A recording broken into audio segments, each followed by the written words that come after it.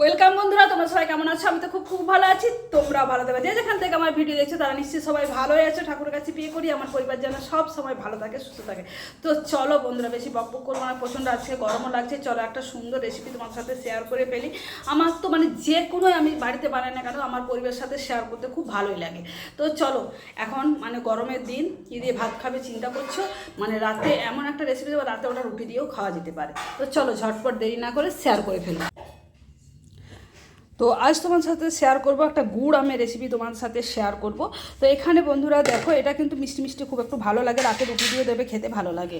আমার তো খুব ভালো লাগে, তোমাদের কেমন লাগে জানি না, কিন্তু আমার খুব ভালো লাগে। তো দেখো, এই আমগুলো বেশ ভালো করে পরিষ্কার করে কেটে নিয়েছি, একদম যেন আমের মধ্যে জল না থাকে। জল থাকলে কিন্তু আচারটা ভালো হবে না। তো আম খুব ভালো করে দেখো কেটে নিয়েছি। তোমরা চাইলে একটু একটু করে খোসাগুলো রেখে দিতে পারো, কিন্তু খোসার আগে চিমুটে ভাব একটা চলে আসে, শুকিয়ে রোদে দিলে পরে শুকিয়ে চিমুটি ভাব চলে আসে। তার জন্য আমি খোসাগুলো সব ছাড়িয়ে নিয়েছি। আর খুব ভালো করে, কোনো আমের মধ্যে কিন্তু আমার জল নেই। আমি 3-4 ঘন্টা আগে বেশ ভালো করে ধুয়ে জল ঝরিয়ে রেখে দিয়েছি। আর চলো একটা মশলা প্রথমে তৈরি করে নেব। দেখো কড়াই বসিয়ে দিয়েছি, কড়াইয়ের মধ্যে দিয়ে দিয়েছি 4টে বোটা সমেত শুকনো লঙ্কা। লঙ্কাটা জাস্ট একটু ভাজা ভাজা হয়ে আসবে, একটু যখন কালারটা ধরে আসবে তখন আরও কী দিচ্ছি তোমরা দেখো। নিখুঁত করে কিন্তু দেখো আমি কী দিচ্ছি, ভিডিওটাকে স্কিপ করো না, আমার মতো করে অবশ্যই একবার বানিয়ে খাওয়ার অনুরোধ রইল। তো চলো লঙ্কাটা একটু কালার ধরে ভেজে নিই। তো লঙ্কার কালার দেখো আমার চেঞ্জ হয়ে চলে এসছে। তারপর এখানে দিয়ে দিচ্ছি বড় চামচের 1 চা চামচ মৌরি, আর 1 চা চামচ বড় চামচের সাদা জিরে, আর একটু ভালো করে নাড়িয়ে নেবো। এটা কিন্তু আমি এখানে পুরো 1 কিলো আমের জন্য এই মশলাটা আমি করছি। একটু যদি বাড়ে তো আমি রেখে দেবো, তোমরা এইভাবে মশলাটা বানিয়ে নেবে। যে যেরকম আম নেবে সে সেরকম মশলাটা বানিয়ে নেবে। তারপর এখানে দিয়ে দিচ্ছি কয়েক দানা মেথি। মেথিটা কেউ কিন্তু বেশি দেবে না, তাহলে স্বাদ ভালো হবে না, তেতো হয়ে যেতে পারে। 4 ভাগের 1 ভাগ আমি মেথি দিলাম এখানে। মশলাটার দিকে একটু খেয়াল রাখবে, মশলা যেন তলায় লেগে না যায়, যাতে পুড়ে না যায়। পুড়ে গেলে তিতো হয়ে যাবে বন্ধুরা। তো দেখো পুটপুট করে আওয়াজ উঠতে শুরু করে দিয়েছে। তো চলো, এই যে কড়াইটা গরম আছে, এই গরম অবস্থাতে এবার কিন্তু মশলাটা আমার ভাজা হয়ে যাবে। গ্যাসের ফ্লেম আমি অফ করে দিলাম। তো মশলাটা ঠান্ডা করে মিক্সিং জারে একটু দানা দানা পিষে নেব।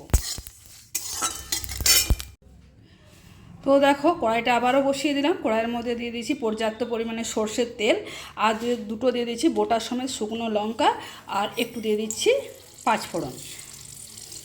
পাঁচফোড়নটা যখন একটা সুন্দর মিষ্টি গন্ধ আমার বেরিয়ে আসবে পাঁচফোড়ন থেকে, আর এটাতে কিন্তু পাঁচফোড়নের গন্ধটা খুব ভালো লাগে।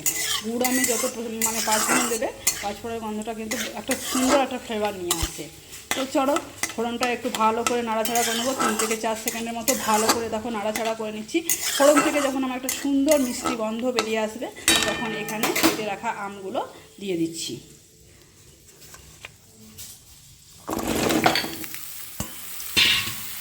তোমাদেরকে তো বারবারই বললাম আমি এখানে 1 কিলো আম নিয়েছি, 1 কিলো 200 এরকমই আছে আমটা। তো চলো এবার কিন্তু ভালো করে ঢাকা দেবো, ঢাকা দিয়ে খুব ভালো করে কিন্তু আমটা ভেজে নেবো। এখানে কিন্তু কোনো রকম আমি জল ব্যবহার করবো না বন্ধুরা।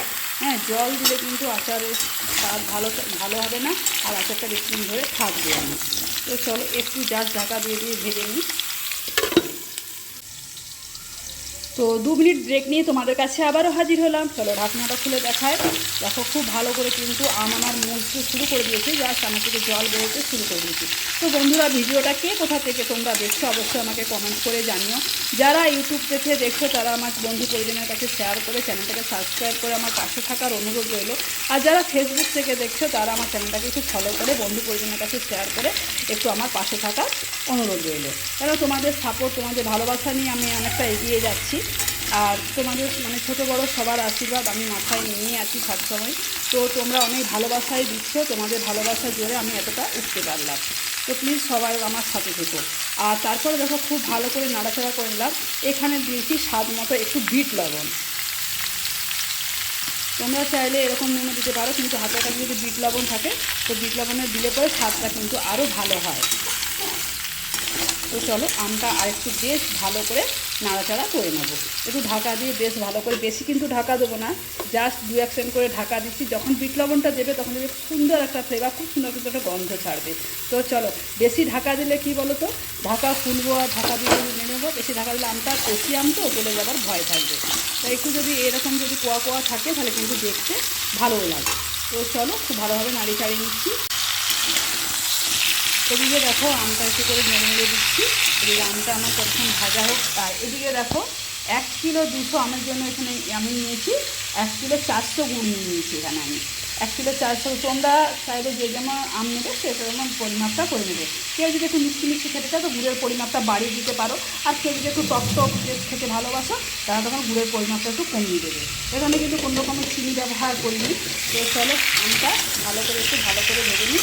আর গুড়টা চলো, এরপর আমটা ভাজা হয়ে গেলে গুড়টা দিয়ে দেবো। তো চলো বন্ধুরা, গুড়টা এবার এর মধ্যে সব দিয়ে দিচ্ছি। গুড়টা দিয়ে খুব ভালো করে কিন্তু চলো এগুলো সব ভালো করে ঝেড়ে দিয়ে একটু ভালো করে নাড়াচাড়া করে নিচ্ছি। তো গুড়টা দিয়ে দেখো খুব ভালো করে কিন্তু নাড়িয়ে চাড়িয়ে নিচ্ছি। তারপর আবার নাড়া দিলাম আর কি। তারপর দেখো ঢাকাটা দিয়ে দিচ্ছি। চলো একটু মজে যাক। তো 2 থেকে 3 মিনিট ব্রেক নিয়ে তোমাদের কাছে আবারও হাজির হলাম। চলো ঢাকনাটা খুলে দেখায়। দেখো আম আমার মজে গেছে একদমই। আর দেখো কত জল বেরিয়েছে, আর গুঁড়ো কিন্তু গলতে শুরু করে দিয়েছে। তো একটু ধৈর্যের ব্যাপার আছে, এটা যত কম আছে ভালো করে রান্নাটা করবে তত কিন্তু স্বাদটা ভালো আসবে। তো বন্ধুরা দেখো কৃষ্ণ আমার কালারও চলে এসছে, তা একটু ভালো লাল লাল দেখার জন্য আমি এখানে দিয়ে দিচ্ছি একটু কালারের লঙ্কা। চলো আবারও খুব ভালো করে কিন্তু নাড়িয়ে চাড়িয়ে দিচ্ছি। যতক্ষণ না দুধটা ভালো করে আমের মধ্যে ঢুকে যায় ততক্ষণ একটু লো ফ্লেমে খুব ভালোভাবে কিন্তু রান্নাটা করে নেব। চলো ঢাকাটা দিয়ে দিচ্ছি। তো বন্ধুরা দেখো সমস্ত আম কিন্তু আমার গুড়ের মধ্যে একদম ফুটতে শুরু করে দিয়েছে। তো দেখো এখনও কিন্তু আমার হয়নি, কোনো রকম কিন্তু জল ব্যবহার করিনি। তোমরা বুঝবে কি করে যে আমার গুড়টা হয়ে এসছে। তো দেখো এখন দেখো খুন্তি থেকে সহজে কিন্তু পড়ে যাচ্ছে। যখন হয়ে আসবে তখন খুন্তি থেকে কিন্তু একটু ধীরে ধীরে একটা ভাব আসবে, ধীরে ধীরে পড়তে তখন শুরু করবে। তো চলো এখন আমি কিন্তু আঁচটা মিডিয়াম টু লো ফ্লেমে রেখেছি, তোমরাও কিন্তু এইভাবেই কিন্তু বানাবে, খেতে কিন্তু দুর্দান্ত লাগে বন্ধুরা। তো আমার মতন করে অবশ্যই তোমাদেরকে বারবার বলছি এইভাবে হলো একবার বানিয়ে করে খেয়ে দেখতে পারো। তো চলো এখনও কিন্তু হয়নি, কিন্তু একটা দুটো আম দেখো কি সুন্দর, দেখো কালার চেঞ্জ হয়ে এসছে, মানে গুড়গুলো পুরো ঢুকছে ভেতরে, সেটা বোঝা যাচ্ছে। তো চলো আর একটু করে নিই। দেখো কি সুন্দর আমার কালারটাও চলে এসছে, কিন্তু এখনও হয়নি। এখনও কিন্তু দেখো গুড়ে এখনও আছে, এখনও হ্যাঁ জাস্ট এবার হয়ে আসছে আর কি। তো দেখো গুড়টা কিন্তু আস্তে আস্তে ধীরে ধীরে আমার এবার খুন্তি থেকে পড়ছে। আর একদিকে তোমাদেরকে দেখায় একটু দানা দানা করে দেখো আমি মশলাটা পিষে নিয়েছি। একটু দানা দানা পিষলে কি দাঁতে পড়লে দেখবে খেতে খুব ভালো লাগে। আর আবার একটা ফ্রাই প্যান সাইডে বসিয়ে দিলাম, এখানে সামান্য একটু আর একটু মৌরি আমি ভেজে নেব। তো চলো সামান্য দিচ্ছি, এই মৌরিটুকু আবার ভালো করে একটুখানি ভেজে নেব। তো গুঁড়া আম আমার রেডি হয়ে গেছে। এই দেখো খুব আস্তে আস্তে কিন্তু দেখো এবার কিন্তু পড়ছে। তো ওরা ভালো করে দেখো খুব কিন্তু আস্তে আস্তেই পড়ছে। চলো এরপর ভেজে রাখা মশলাটা দিয়ে দেবো। তো মশলাটা দেখো আমি দুভাগ করে নিয়েছি, আমার এই মশলাটা কিন্তু একটু বেশি হয়েছে। তো খুব বেশি দিলে কি যে আচার ভালো হবে তার কোনো মানে নেই। তো এই মশলাটা আমি সরিয়ে রাখছি। আর এই যে বাটিতে মশলাটা দেখছো এই মশলাটা কিন্তু এর মধ্যে দিয়ে দিচ্ছি। তোমাদেরকে বারবার বলছি তোমরা কিন্তু অবশ্যই একটু দানা দানা রাখার চেষ্টা করবে। মশলাটা যখন দাঁতের মধ্যে পড়বে খেতে কিন্তু বন্ধুরা দুর্দান্ত লাগবে। তো মশলাটা দিয়ে দিলাম। আর আচারটা কেউ যদি সংরক্ষণ করে বেশি দিনের জন্য রাখতে চাও তখন এর মধ্যে 1 ঢাকনা ভিনিগার দিয়ে দেবে। আচারটা যদি ভিনিগার দিয়ে তোমরা রাখতে চাও আচার কিন্তু খুব ভালো থাকে।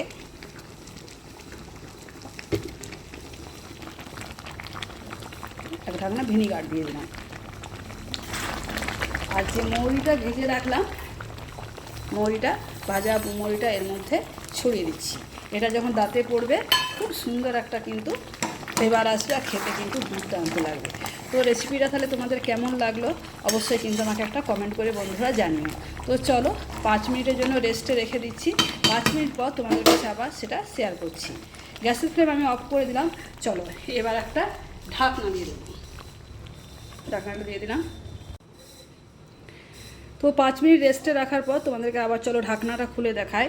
তো দেখো বন্ধুরা গ্রেভিটা কতটা দেখো টেনে নিয়েছে, একদম মাখো মাখো হয়ে আসছে। তোমরা দেখো আমি কিন্তু 5 থেকে 10 মিনিট পরে তোমাদের কাছে হাজির হলাম। তো দেখো আমার কেননা মেয়ে আছে কোকোসোনাকে খাওয়ালাম, তারপরে তোমার সাথে না শেয়ারটা করি। তো দেখো কতটা কিন্তু টেনেছে, এরপর কিন্তু আরেকটু টানবে। তো বন্ধুরা তোমাদেরকে বারবার বলছি, হ্যাঁ তোমরা তো অনেকটাই আমাকে ভালোবাসা দিয়ে এগিয়ে নিয়ে যাচ্ছ, আর একটু ভালোবাসা দিয়ে এগিয়ে নিয়ে চলো। তো কেমন লাগছে অবশ্যই তোমরা কমেন্ট করে জানিও। আর বারবার তোমাদেরকে বলছি যে এইভাবে কিন্তু একবার বানিয়ে খাওয়ার অনুরোধ রইল।